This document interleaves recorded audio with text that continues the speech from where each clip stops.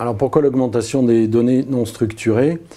Donc pour répondre à cette question, il faut faire un petit retour historique. Dans les années 80-90, les infrastructures à base de mainframe et de clients-serveurs produisaient des données statiques dites données structurées et qui étaient surtout créées par les employés au travers des solutions internes de type ERP ou CRM.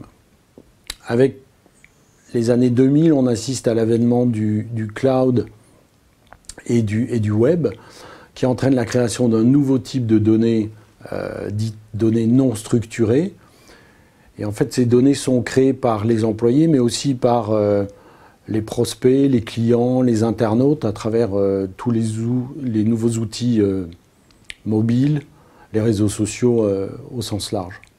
Donc on parle de tweets, on parle de vidéos YouTube, on parle de posts Facebook, mais on parle aussi d'enregistrement dans un call center, par exemple.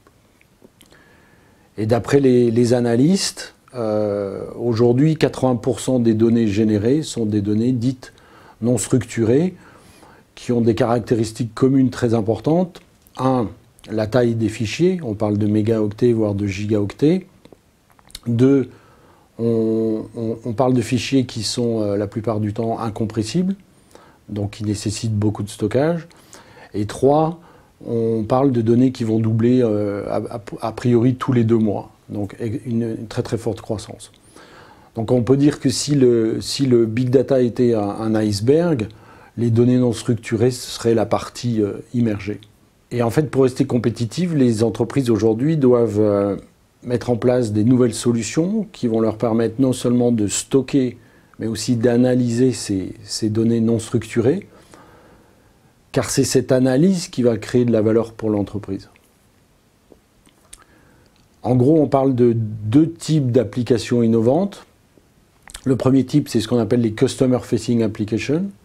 Donc on va avoir des applications de type client 360, avec de la personnalisation, de la recommandation, même de la détection de fraude.